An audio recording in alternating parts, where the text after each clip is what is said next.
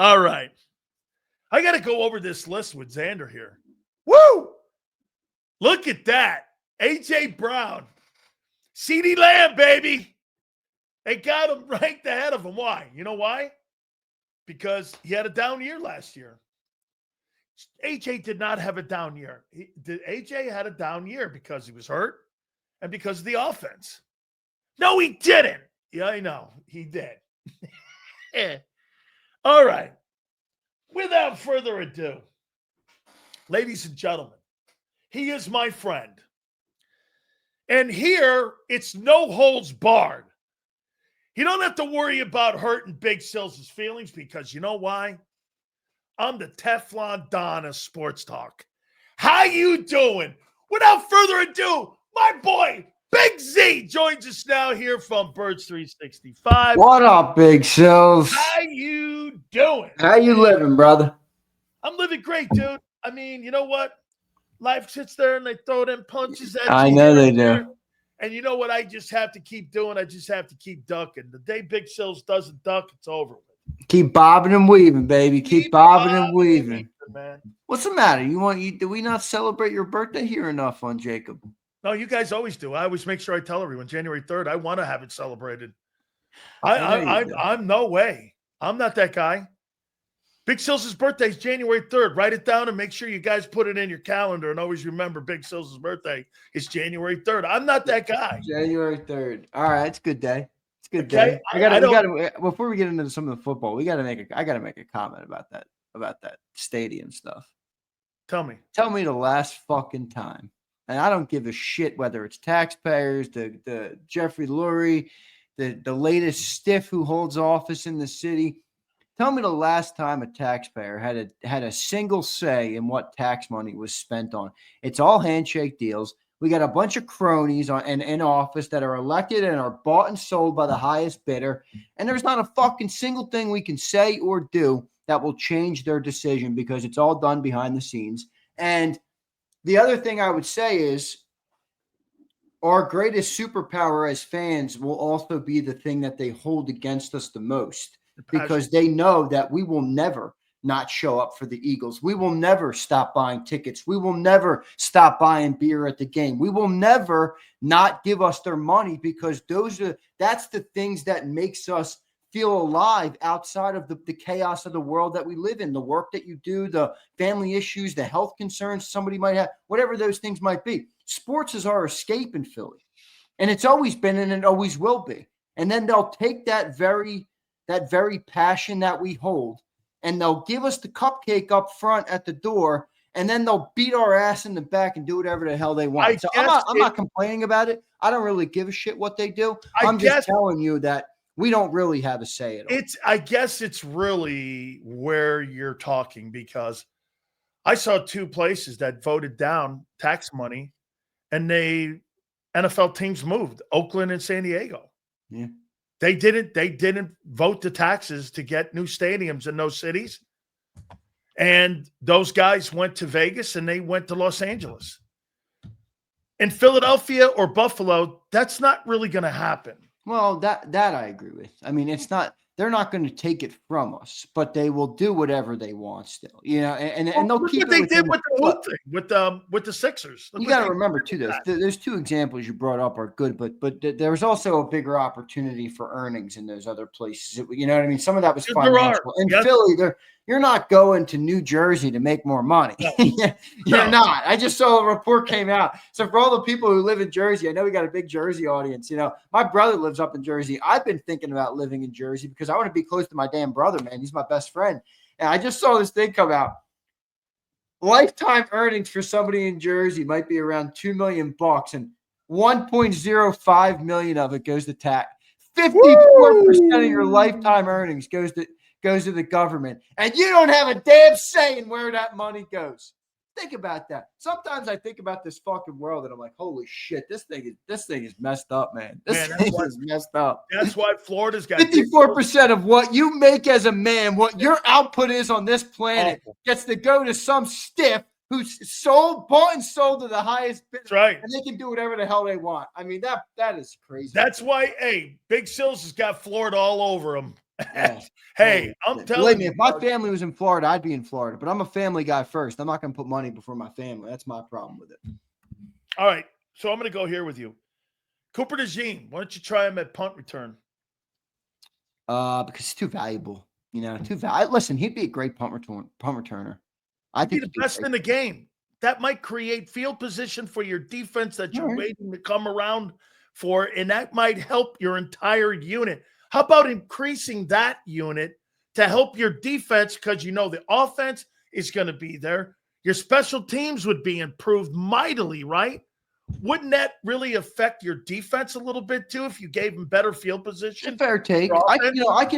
I can be convinced on this actually a little bit, but at the surface level, I would say, I do you get the really injury want? factor. Yeah, that's what I'm saying. Again, I can be convinced where if you make the case that all these different things, you could aid to the defense, aid to the offense, field position, some of those different things, the weapon that he brings. But at the surface, before I dive into all that, I'm like, this guy's coming off his rookie year. He's a top 60 player in the NFL, graded by his peers. Guy dominated, all through the season. This guy's a Swiss Army knife. Vic Fangio talks about him like he's a veteran, all pro player. This is a rare guy. I don't really want him in a situation where he can maybe get me 10 to 15 yards on a punt, but you risk potentially getting hurt or something like that. So that would be at the surface. But I hear what you're saying. Maybe there is some more credence to putting him back there as an advantage. But I don't think they'd go that route, more of an emergency thing. You remember before Cooper got here, who the emergency punt returner was? It was actually Devontae Smith. Yeah. Remember that if they were Yep. pinned real deep, or they had the chance to be pinned real deep with a punt, they used to put Smitty back there. Excuse me, the opposite. If they had the other team pinned at the other end and they could have fielded a punt at the 50 or so, they used to get Smitty back there to try and make a move because it was a little bit more of an upside potential with it. So we'll see, but I don't think so, Sills. Because again, the injury factor, because he's too valuable on the defense. All right. I want to, how many captains did the Eagles have last year? Was it 6 or 7? It was more than 5? I thought it was I remember because they got rid of Smitty C. Yeah. Yeah, which I thought was they gave dumb. it to the kicker. Yeah, but it's because the NFL changed. You have to have a special teamer as a captain. Have to. I didn't know that. Yeah, so I don't know who it was the year before. Maybe the year before it was like I don't know, maybe a long snapper or a punter. Yeah, I don't know who it was. I didn't know that. I don't know if that was a new rule. Yeah, but that's what I looked, because I remember looking up last year and I'm like, why would you take a C off Devontae Smith's jersey and put it on? Give it to Josh Elliott. I'm yeah, like, yeah. I mean, come on. But I don't know. That's what I've heard now, is that you got to have a special teamer. So I would assume Elliott will be in there again. Probably 6 last year. Okay, so let me ask you this then. Just give me your 6 captains. Jalen Hurts. Okay. Lane Johnson. Saquon Barkley. I'm going to pause on that one. I'm going to go Barkley for sure for me. Okay. You need somebody on the defensive side, and this is where it gets a little funny. All right. You could go Reed, but I don't know if it'd be Reed. You could probably go Bond. You want to go Bond?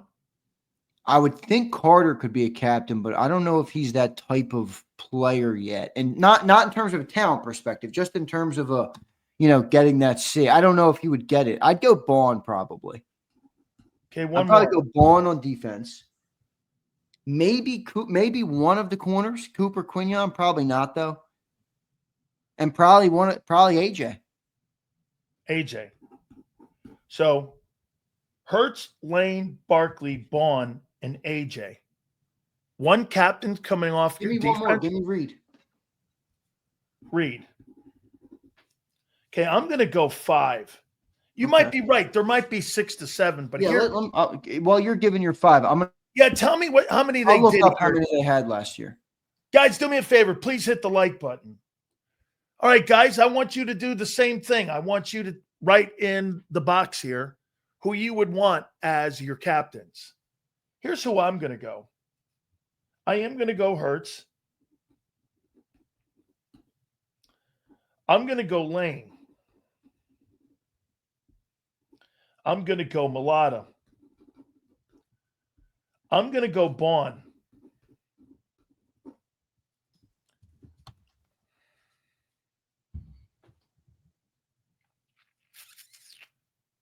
You're right on Mulata, by the way. I should have put him in. Hurts, Lane, Mulata, Bond. I'm going to make a point here about leadership here. Last year they had 7, by the way. Yeah, they had Slay, they had BG. They had Hurts, AJ, Mulata, Lane, Brandon Graham, Jake Elliott, and Darius Slay. 7 captains. So assume they're going to have 7 again with Jake Elliott in there again if they have to have a special teamer. Okay, so we'll put Elliott in there because it has to be. Yeah, okay? but that's the 7th. I think I had 6 names anyway without him. So yeah, he's yeah. add-on. Yeah. So right now I got Hurts, Lane, Mulata, Bond, and Elliott. I need 3 more. Let me make a case. Oh, yeah. Yeah, 2 more. You need 2 more. 2 more. Let me see. 1, 2, 3, 4. Yes, 2 more. So let me make a case why I'm not going to put Barkley on there. Really? Okay. 1 year? He's like embodies the culture and everything that Philadelphia Eagles is all about. Really? I mean, I think 1 year, even though Zander, he had a great year, that don't make you a captain. Yeah, I think that's I don't disagree with the premise of 1 year and you came into an established culture, but I think that's a sliding scale depending on how impactful a player is. In other words, if you're Jahan Dotson and you got a good year, you're like, hey, dog, you ain't a captain, all right? We're not working you're there. Saquon Barkley, you light the league on fire. I'm going to put Devontae there. I would love Devontae. I think Devontae is a captain. I think he should be a captain. I think Devontae embodies what you want in a captain, in a sense of show up, do your job well, work. You know what I mean? In that kind of regard, kind of an example type of guy. But we'll see. I mean, there's obviously only so many names. So again, I got Hurts, Lane, Mulata, Bond, Elliott, and Devontae. I need 1 more. This may be this, and I'm not this guy. Do you think if you name, I'm talking here, I'm not suggesting yet. So let me ask you this. You think if you made Jordan Davis the captain, that would motivate him to have more responsibility to show up and do the right things? Do you want to help him along with his leadership role that he needs? Because not only does he need to step up his game, he needs to step up his leadership role and not knowing that you can't be a fat ass and that you have to be in shape all the time, not just when your contract is up. You've got to have, again, maybe you help him. You remember what Jalen said? They're bringing the best out of me now because now they're starting to ask me about my input. Some players sometimes have to have it a little bit pulled out of them. Yeah, I mean, I actually see that. I got kind of a 2-pronged response to that. My base thing would be no, is that I don't think it would. Me too. It would be. No. I don't think it would motivate him. The second thing would be that I wouldn't be surprised if he got named the captain, and I don't think anybody should be surprised because I know we all have thoughts about Jordan Davis as a player and all those different things, and I'm not saying any of those thoughts are out of bounds, but they don't have a lot of vocal leader. Brandon Graham left. Fletcher Cox wasn't the most vocal, but he was obviously a leader on the defense. Slay was more vocal. He's now outside the room. You don't really have any of these guys anymore. Like, that's why it's hard for me to name Carter a cap. Obviously, Jalen Carter's the best damn player. He might be the best player on the football team. That's right. But it's hard to make him a captain. So you kind of are devoid a little bit of the vocal guy on that side.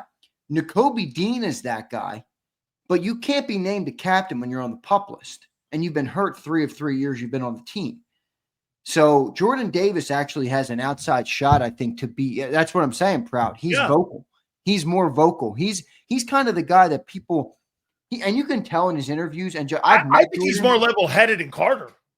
He's definitely more level. Carter's more emotional on the side, which is a good thing about Carter. Yeah. I like that about him. Yeah, that I think is a good thing, is an advantage for him if channeled correctly. But I've met Jordan. He's one of those bubbly, inviting personalities that you feel like you can talk to. You know, he's very kind of an open book type of guy that certainly you can talk to. So I like Jordan Davis as an option actually, but I think with that would have to come a contract. I mean, how are you gonna treat every other first rounder that you've picked, Sills, that's been a success, give them the deal. Not only the 5th-year option, but give them the extension early. I mean, Devontae Smith, ain't nobody questioning what the Eagles think of him.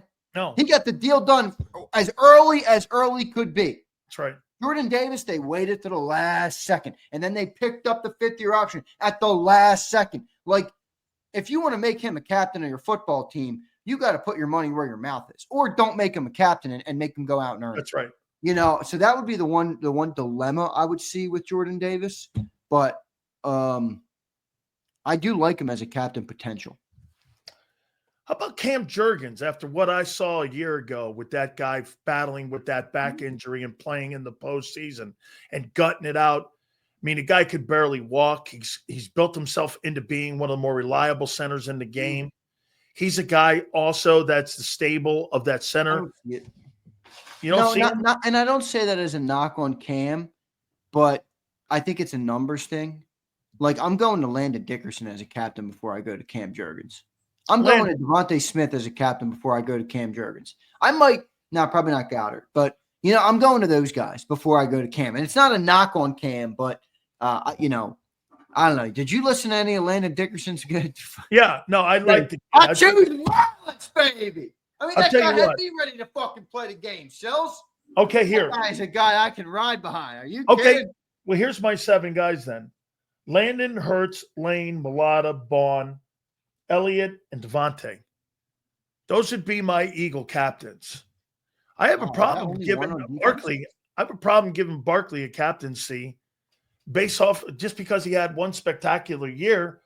That doesn't mean he has. And listen, I think he's a fabulous leader. I just think he needs more equity in the locker room with his players. Does it make sense to you? I mean, I just think he needs. I mean, can you really just parachute in and all of a sudden you're part of that like that? I don't know, man. He hasn't been through the wars with those guys. I feel like Saquon's is a extraordinary example in the sense of it's the opposite of an ordinary player. I mean, he delivered extraordinary results. He, was more vocal than probably most expected him to be last year. He's got kind of that inherent vocal nature about him. Like Jalen is not that guy, right? Like Jalen's not the type of leader to be in your face. And like, if you watch the mic'd ups last year, Saquon's the type of dude, he's got something to say after every play, which is not a bad thing, but he's the guy who goes, oh, let's go here. Let's go. We'll learn. Let's go. Like, he's that type of dude. So I think couple that with what he was able to produce on the football field, I would say you can cash the check that he's going to be a captain this year. Okay. Yeah. Okay. I see people. I'm not saying you're wrong about your thought process. I'm just saying I think he's going to be a captain. Okay. Who do you think had a better year a year ago, Bond or Barkley? Who was more impactful on Nerd's side of the ball? Ooh, that's a tough question. I think you'd have to say Barkley because the Barkley show ran so much through him, whereas Bond, who had an incredible season, did have a lot of collective effort. Like, it'd be one thing if Barkley had 2,000 yards and the team was a big passing team still. You know what I mean? Like, the offense was legitimately Barkley. The Bond was great, but the defense wasn't legitimately only Bond. I mean, it was Carter, it was Davis, it was everybody up front, it was everybody in the back. It was all sorts of different things. Now, Bond was the best of that bunch and the most successful and the most, I don't know what the word I'm missing is, but I think he stood out in that bunch. But I don't think he was more impactful to his side than Saquon. I don't know. It's a tough question. It's one of those things where it's like pick your poison.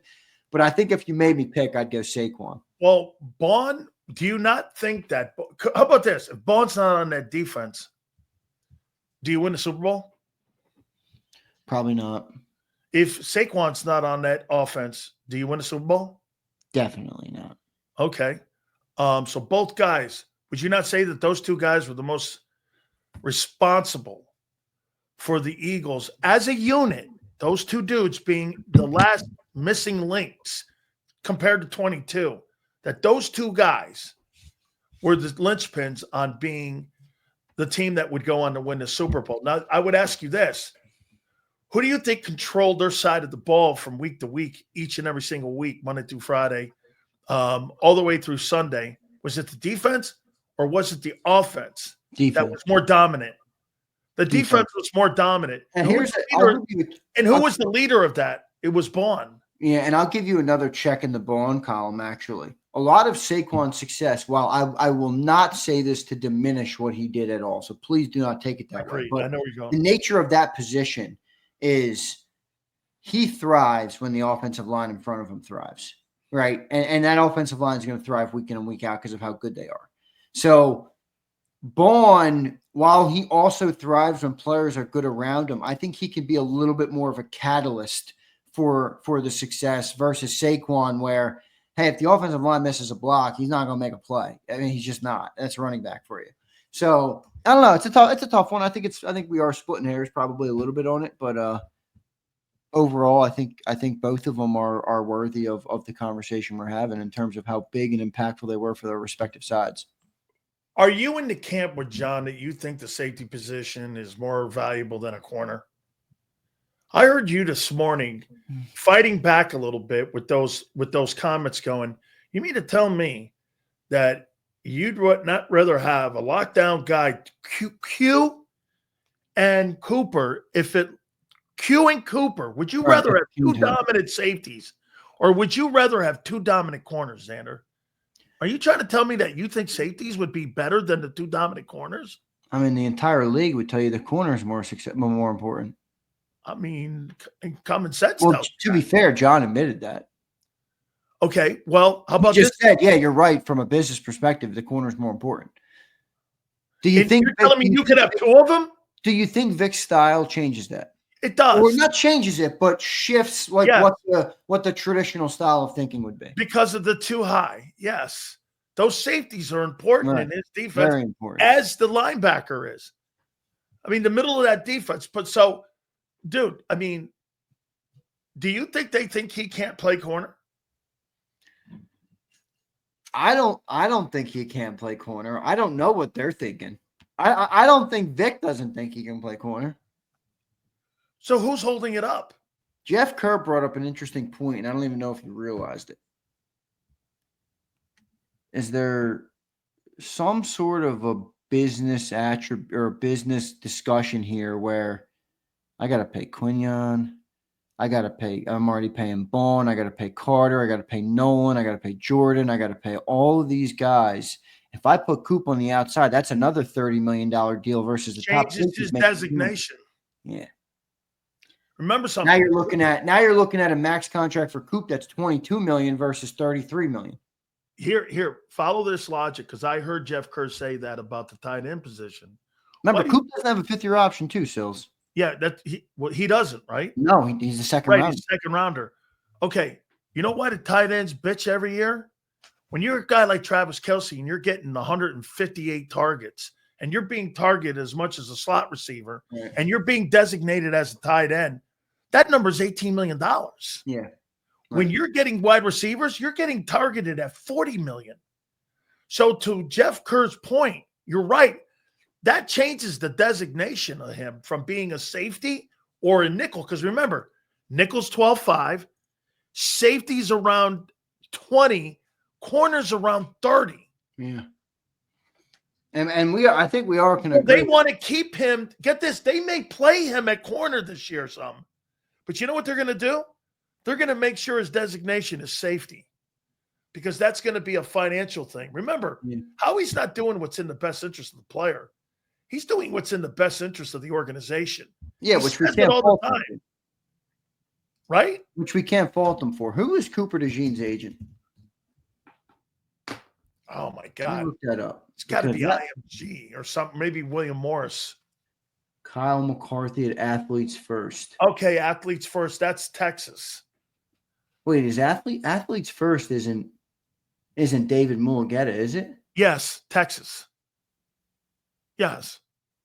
He's Deshaun Watson's agent. Yes, that's Deshaun Watson's agent. Him, Rosenhaus. I'm not a big fan of that agent. No, I'm not either because, he's a guy that he's a guy that's going to get the best for him, which means the best for the player. Like Could you see a holdout with a guy but like that? No, I don't have a problem with getting the best for the player. I mean, somebody pointed out the David Mulligetta thing when we talked about Micah Parsons. That's right. Remember? And they said, is that a coincidence that all these guys are represented by David Mulligetta? And I'm like, probably No, not. I don't think so. Yeah.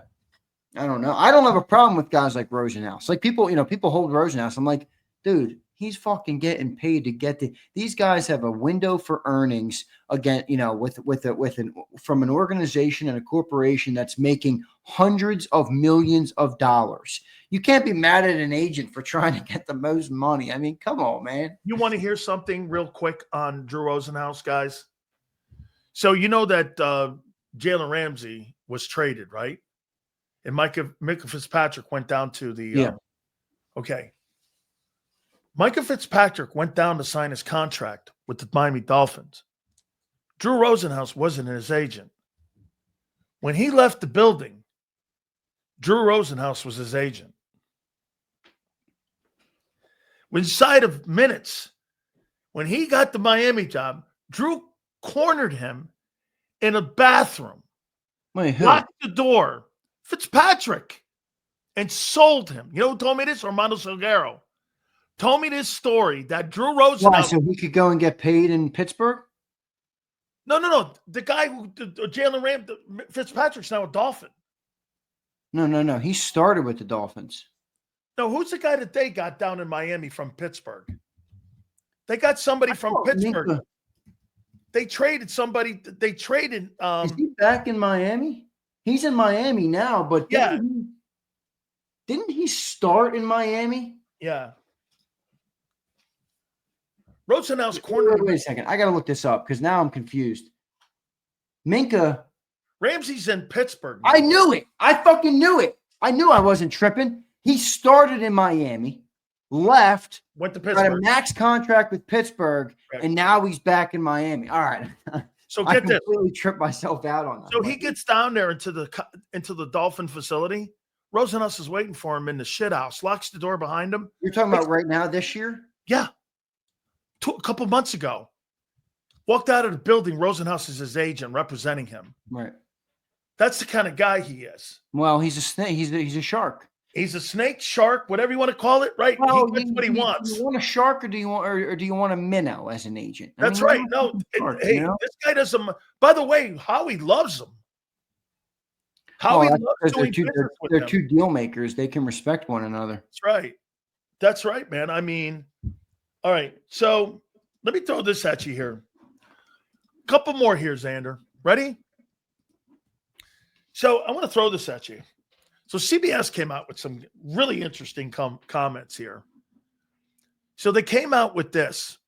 Here are the 10 NFL players at each offensive position, also defense.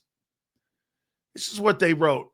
Mahomes 1, Lamar 2, Allen 3, Burrow 4, Jaden Daniels 5, Matthew Stafford 6, Hurts 7, Goff 8, Justin Herbert 9, and Jordan Love is number 10. Let me go on here. Running backs. Barkley 1. Okay. You got Henry 2, McCaffrey 3. I won't go the whole list. Here's wide receivers. Jamar Chase 1. Justin Jefferson 2. CeeDee Lamb 3. A.J. Brown 4. How do you think A.J. sees that?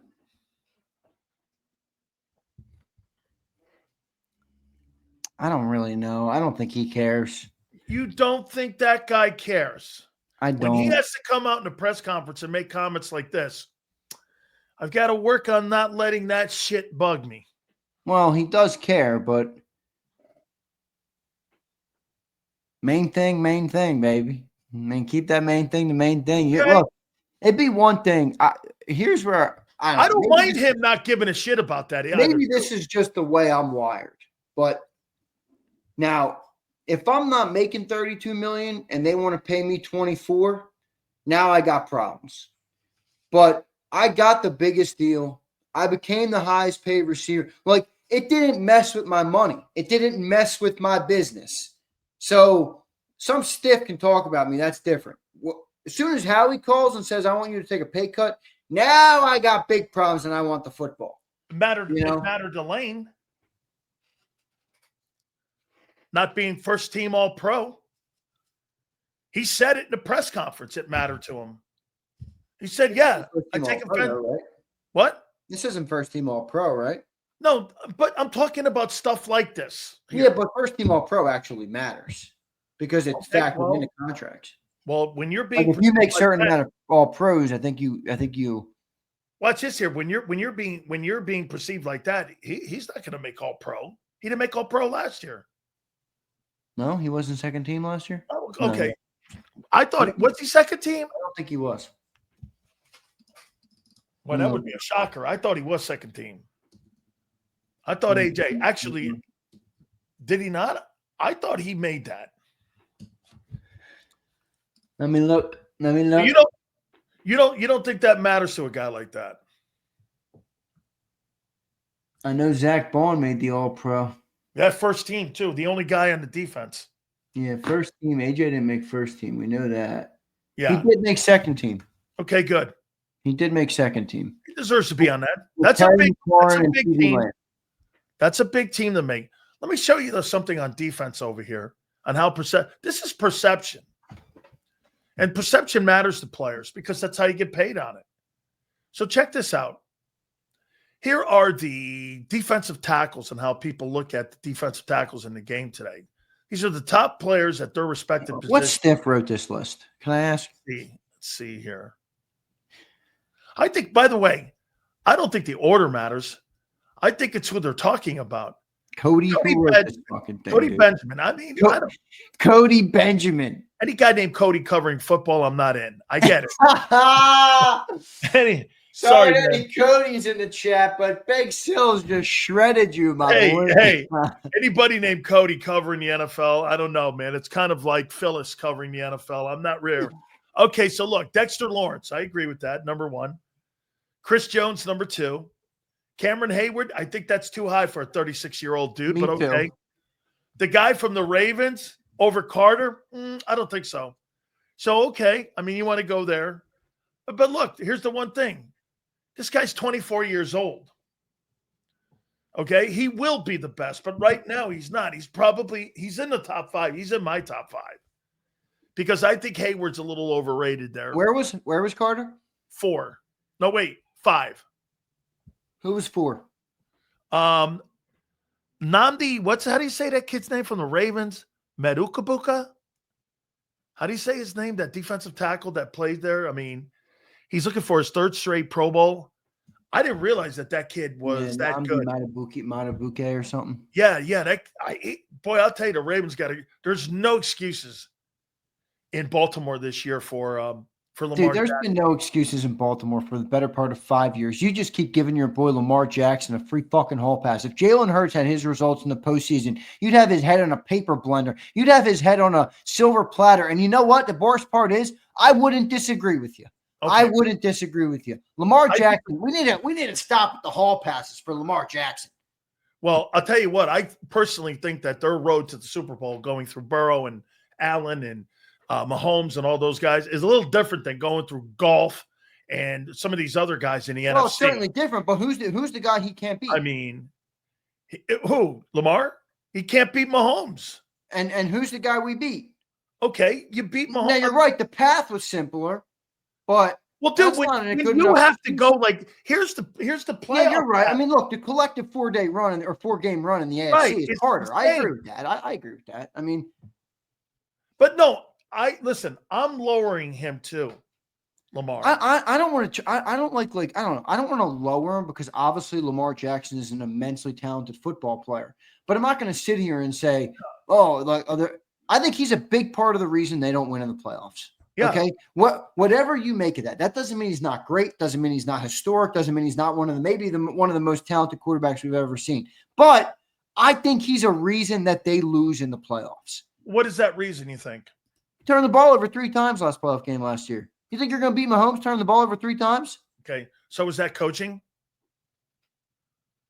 I mean, not entirely. Okay. No, I'm not blaming. I'm not trying to shift the blame. I think at the surface, if a quarterback thinks that they're going to win a ball game by turning the ball over 3 times, you're fucked. I mean, ask Jalen Hurts. Wait a minute. Here's what Jalen Hurts is under the impression if I turn this ball over once, I'm not winning this game. Well, here's the Eagles mentality, though, which is the right mentality. Well, we're not going to turn the ball over, so we're going to run it 38 times, 45 times, and we're not going to put ourselves in a not a problem with that when it works. But they didn't do that in the Super Bowl. You got Derrick Henry. You should fucking be doing that. Yeah, that's true. That's coaching. They could probably take a page out of the Eagles' book. Absolutely, and how they got a good offensive line and a damn good running back. How are you not doing the same shit? Isn't Philly giving the Baltimore Ravens a blueprint how to beat teams in the NFL? Why are you throwing the ball 42 times in 2 playoff games against the Kansas City Chiefs in the postseason when you don't fucking throw the ball more than 25 times? You up the volume? Why? I think this is a big issue, the comment that Mike Fittery brings up here. I think this is a much bigger issue than people talk about in the NFL. Well, what's your definition of hero ball? Well, let me explain what my thoughts are on it here. Mike Fittery checks in and says Lamar plays too much hero ball, and I'm not going to bet. I mean, Lamar is capable of playing hero ball, and that in and of itself is an impressive thing, right? There's not that many quarterbacks that you can give the ball to and say, "Go win me a game." I think Josh Allen's one, Lamar Jackson's one, Joe Burrow's obviously one. I think it's the big 5. I think it's Hurts and then Mahomes, and that's really it for me when it comes to hero ball. But this is a team game.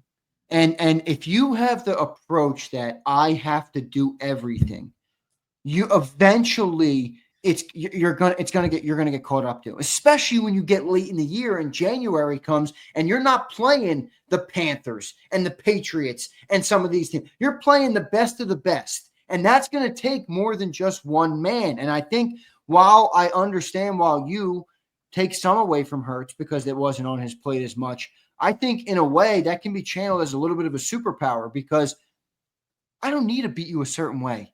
I'll beat you whatever way you give us, right? And I think that approach gives you more avenues to reach your goal versus, now Josh Allen I think is a little bit different because I think he legitimately has to play hero ball. I don't see what you would do. But for a team like the Ravens, I mean, you got Derrick Henry, dude. You got 2 good receivers. You got a big tight end. Like, you got a good offensive line. You got to use some of those guys. Stop putting all of the pressure on yourself. And hero ball is great at times, but I don't, what's that old saying? You want to go fast, go alone. You want to go far, go together. And I think if you want to win it all and you want to become a champion, especially in this league, and forget one champion, I mean, you want to be a consistent competitor, a consistent champion, a consistent guy who's in the room to win every year. You can't do it alone, and you can't even try and do it alone. You need a good defense. That's why I love the way Jalen, his approach right now on the mindset of the way he's like perceived around the league is, you truly get the sense he doesn't give a shit. Like one of the things he said recently was like, you need defense wins championships. Like Jalen Hurts said that. Like most of these other quarterbacks probably wouldn't say that. I would make this point to you here that I don't think Lamar Jackson thinks the game out. Yeah, you've talked about this before. I think again, it comes like this to me is what hero ball is. You rely so much on your innate and your instinctive skills that sometimes smarts have to be part of it. Brady wasn't the most talented player, but he was an instinctive and smart player on how he prepared for the game, how he saw the game. I do think Jalen's in that conversation going, well, we're not going to throw the ball here because the defense can't. Can you imagine this? You go into a football game thinking, I'm going to do the best I possibly can. Jalen goes into a football game going, okay, what's the weakness of that team? Exactly. They can't stop the run. Exactly. Okay? You can't stop the run. So you know what I'm going to do? I'm just going to go like this. I'll throw for 125 yards. I'll be effective on 3rd down. And my guy back here and my guys up front are going to go 45 carries, and we're going to run them off the field. Where most quarterbacks like Lamar do this. How do I have to dissect this defense? No, dude. What does your team need to do to dissect that defense?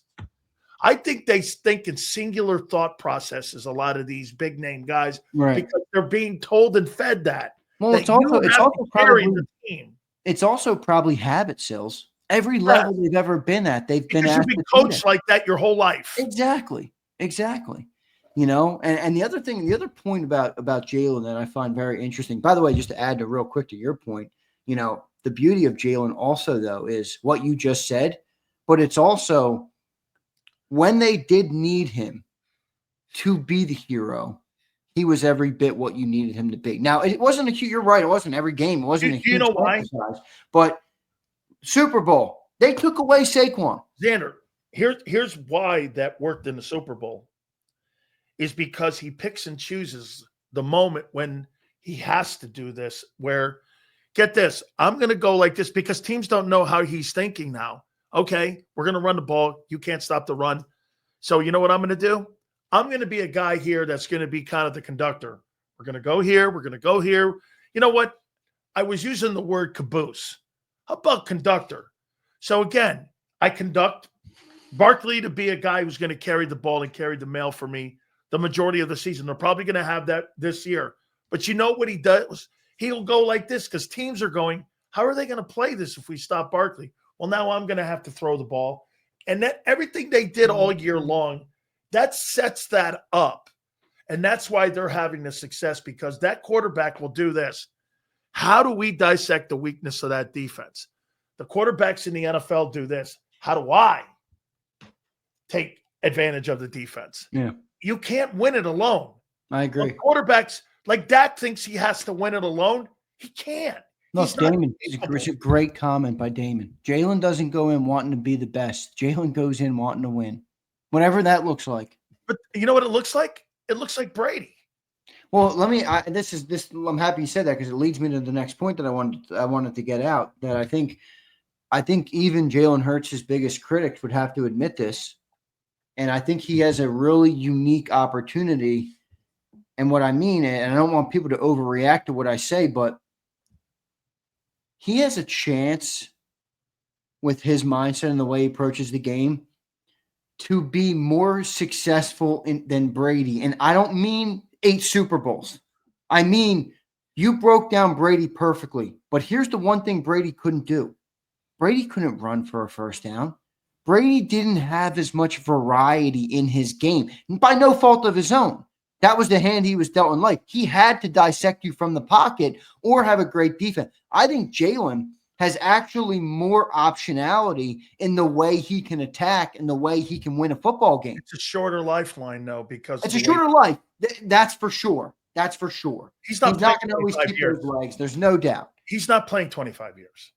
No, he's not. I agree with that. But I'm just saying, like in the right now, Brady walked into a game and said, "Now he could have more success in a condensed level." Right, but I got 3 ways that I could win this football game. Right, whatever one that the other team dictates, I'll go down that lane. Jalen might come in and say, "I got 5 lanes to win this football game." Right, there's just a little bit more optionality there because of the player's skill set, and we've talked about how dual threat quarterbacks don't win Super Bowls, and Jalen really broke that mold now, and like now I kind of feel like the top got blown off that thing. And if you look at the dual threats that are actually a threat in this league to go and win a Super Bowl, I think whole package, Jalen has more than all. Jalen, I don't think Jalen blew the door off it. I think Howie did. I think Howie showed you how to build. Well, look at the top. Look at the top like 10 finish. Though. I think Howie showed you how to build the championship team around a dual threat. Oh, there's no doubt Howie deserves where everyone didn't know how to build a championship team around a dual threat guy. All those guys like Michael Vick and all them dudes, like Cam Newton, they all got beat up too soon. Why? Because they didn't build championship football teams around them. You got to have the right guy in the room. Howie definitely helped. There's no doubt about that. But I do think, I do think football. Like Jalen's not going to succeed in New York with the Jets. He's just not. No, but I do think, like, even at large, though, football's changing, Sills. Like, look at the picks in the draft. Well, and also because of free agency. I mean, wait a second. Even the first round white guy at quarterback is a fucking dual threat. You know what I mean? Like, dude, this is the era that we're in right now. We are at the Dart's a dual threat. More dual threat every year. Jackson Dart's a dual threat. That's what I'm saying. That's the guy I was talking about. I mean, even the white guy in the first round is a damn dual threat. It's almost like a dual threat now. Herm Edwards is going to join us in a couple minutes here. By the way, also, Please hit the like button here. Xander, let's do these supers here, brother. Yeah, let's rattle them because I don't want to take away Herm's time. Abe says Jalen has won his entire career, high school, college, NFL. He's seen it all by now. He wants to figure out the best way to win in the most efficient way. I agree. You know what? I'll tell you something when you say that, though, Abe. Isn't it funny? Nick Saban didn't see it that way. Nick Saban didn't see that that kid saw the game. You know why? He didn't have to because he had a first-round quarterback sitting behind him that he wanted to have. Yeah, but I'll point to one thing to dismiss what you say. Okay. They got better. In the micro, I agree. Yeah. Right? He didn't view Jalen like that in that year. But if you look at Saban's career in Alabama, when he won his first national championship to when he won his last national championship, okay. And I'm sure you get this because you're a college football guy like me, how much did the formula change? Dude, he won a national championship with A.J. McCarron and Jake Coker and Blake Sims. But like he didn't think Jalen was. I know that. I agree with you in the intro in that year, right? Yeah. In the micro in that year for when Jalen was there, but at large, Saban really shifted his approach to win. Yes, he really did. Like, and then at the end, it was Bryce Young, it was the Heisman candidate. Maybe Jalen changed his opinion of how he started performing. Well, Jalen was the first quarterback that was like a lot different than what Saban was used to. Because even coming in that year, I think Blake Barnett was supposed to be the starter that year, and then that guy got another guy that fell victim to Jalen's mentality. Surgical, what's up, Surgical? Jalen's the general of this offense. Barkley's success comes off of Hurts. Also, yesterday you said Vic didn't change the culture. Then went from worst to best in tackling. Well, Vic didn't. Vic altered the culture in a positive way, but Vic did not set the culture. No way. No, absolutely not. The culture's been here since Andy Reid. Yeah. I mean, I do think the tackling thing, the linebacker thing is definitely big with Vic. Because I think they got a better coaching staff this year or the last 2 years. This is the best coaching staff on defense that the Eagles have had since the 80s, since the 90s. You can go with with Buddy's guys, with all them great. Jeff Fisher was on the assistant coaching staff of that team. I like that picture that Surgical's got. It's that strip sack of Brady. Speaking of, I like it. Valencia checks in. Can't be great without the greatness of others, big silly. That's that Nick Sirianni talk right there, baby. Oh, yeah, that's the ring, baby. That's the ring thing. Pops out, right? You hit the thing and pops out there. There it is. Says, holy shit, me and Big Sills have the same birthday. Only real gangsters can be born on the 3rd. JD3's got the same B-Day as Big Sills. JD3, there ain't nothing gangster about you, my dude. Come on, man. Come on. JD3, don't worry. I'm not like John, man. You can send me anything you fucking want. I love birthdays. How you doing? Oh, my God. This guy's like a birthday boy. Oh, I am. Oh, we already got this. How cool is that? Devin working on the stadium, put his name up top. Devin, I hope Devin, you better have carved in Fly Eagles Fly. I mean, if you're on top of the stadium and you can write in your name, you better write in Go Birds, Fly Eagles Fly. Give me something. Holy shit. Can you imagine? Give them bad juju so they never win in that stadium. So wait a minute, dog. So he's at the top of the stadium and he puts in a Jalen Hurts jersey at the top. And then when they make the Super Bowl in Buffalo, whenever that is in 10 years, Jalen's going to go and win the Super Bowl there, all because Devin Shanahan carved Go Birds into the top. I love it. So, hey, didn't they do that at Yankee Stadium? I don't know. Wait, get this. So the guys were making it. There was a Boston Red Sox fan. You ready for this? So he takes a Boston Red Sox Big Papi jersey. He fucking pours it where the home team sits in the dugout. Fucking Steinbrenner found out they did that. They made that guy dig that shit up and get that fucking jersey out of there because that guy put that jersey in there. When JAKIB goes big time, and I'm going to build a house from scratch because all these houses on the market, they all suck. I want to build it my way.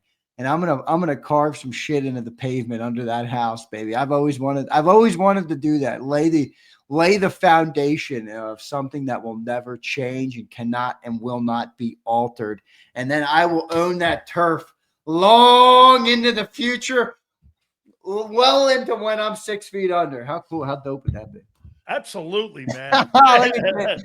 Gangsters stopped wearing Kangas in the 80s. JD3, I defy all odds and do not look at the trends of society, my friend. I do not care. I have to tell you one thing before we go to Herm Edwards. Look at my little background. Wait till you see Herm's All I background. see is a shitty, ugly cowboy Hey, helmet. That's all I see. the bad cowboy, my bad cowboy helmet. That's all I see, man, is the cowboy helmet. You know what? I thought, look at, I got my jersey there from the Canes. I got Jerome's jersey back there. I got my uncle's Robustelli. I got the helmets I wore. There's my Catholic High helmet I wore in high school. I love the Catholic High helmet. And in my Bucks and all that. And Herm's got footballs from player coaching and everything. I mean, he one upped you, Sills. Dude, what up? You mean 50 up to me? Yeah, 50 up. I saw him yesterday on with ESPN too.